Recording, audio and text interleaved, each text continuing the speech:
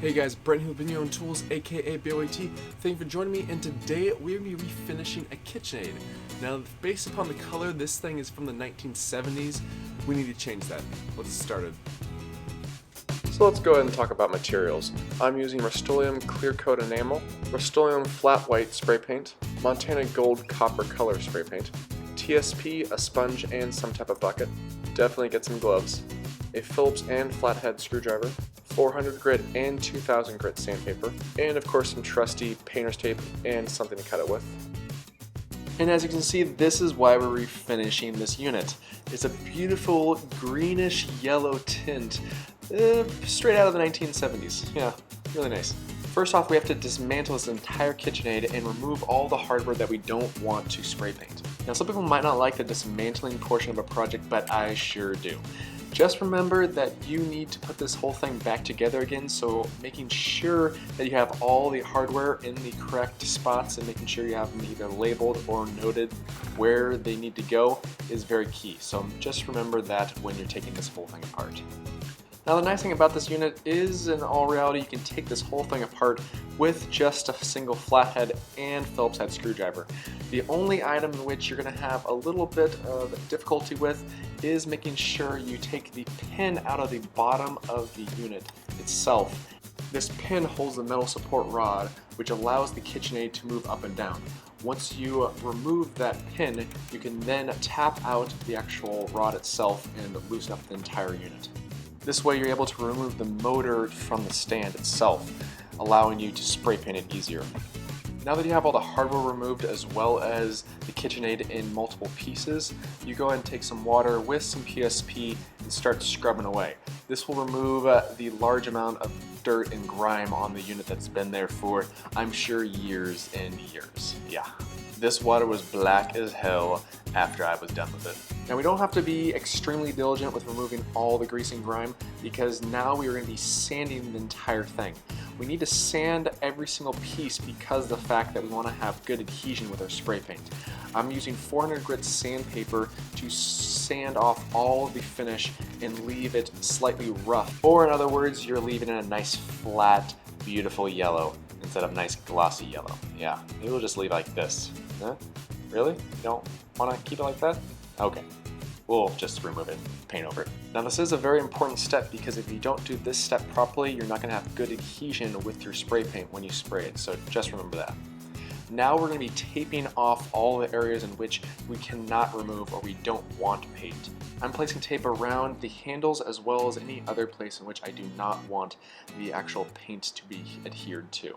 Now, around this metal rim, I was able to devise a way in which I actually placed the tape around the side of it and then cut the rim of the tape itself and then folded it on top of itself. This made it much easier to place the actual tape inside of the rim itself. I am just so creative and inventive sometimes. I just pat myself on the back.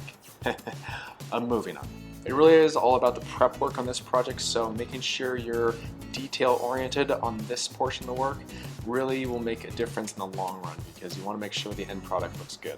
Now, the top portion of this Kitchenaid is going to be difficult to spray paint because it's a nice big cylinder. So what did I do?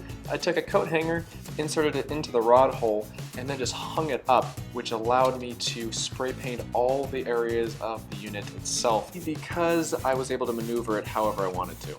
Now, with any good spray painting, you want to make sure you're applying the spray paint evenly and correctly. You don't want any nice large globs on your spray paint, so you want to make sure you're in nice fluid motion and you're starting the spray before you hit it. You're not going right on top of the actual piece that you're spraying, because if you do, you're more likely to get globs or drips on the finish itself. And that's the last thing you want. You want a nice smooth finish because you're doing nice smooth passes across.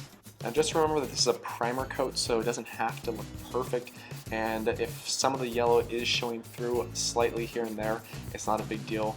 Just make sure that you have good coverage over all of the items.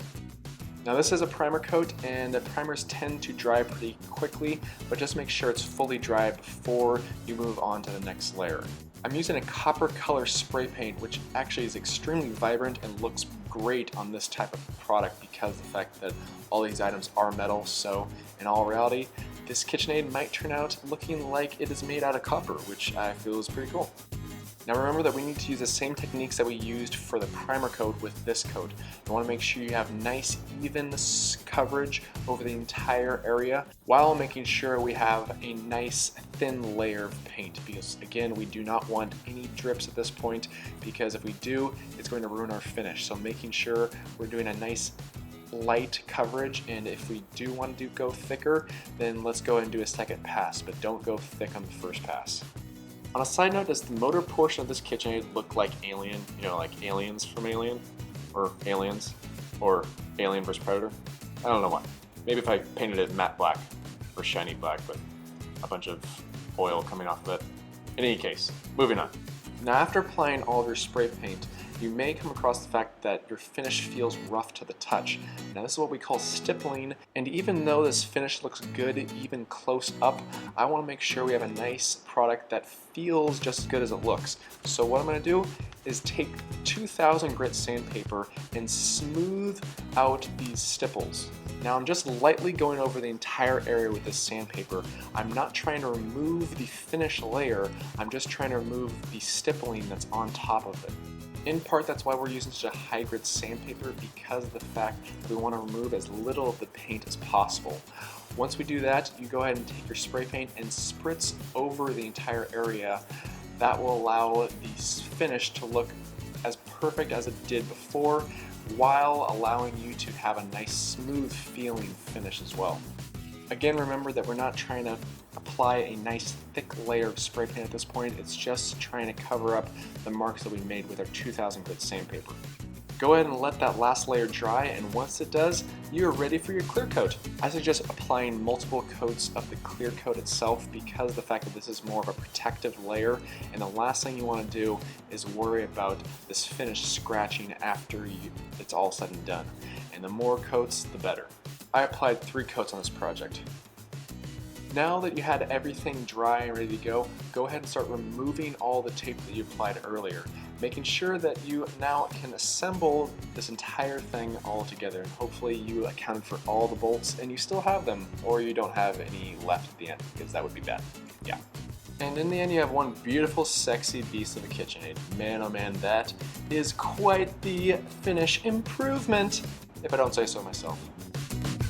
And there you have it, episode number 18 of BYOT done, good to go. It's quite the extensive little refinish, but you know what? It looks great and way better than what it used to. In any case, thank you for watching. Please like this video, please subscribe to this channel, and please let me know what you'd like me to do in the next video. I might do it. In any case, thank you for your time, and catch you next time. Hey guys, I want to say a special thank you to all the subscribers out there and all the viewers, because this channel just keeps on growing. I have been out of commission due to, obviously, a marriage, and you know what? In all reality, I'm back at it, and I can't wait to create more BYOT videos. So thank you for continuously watching. I will continuously create, and see you next time.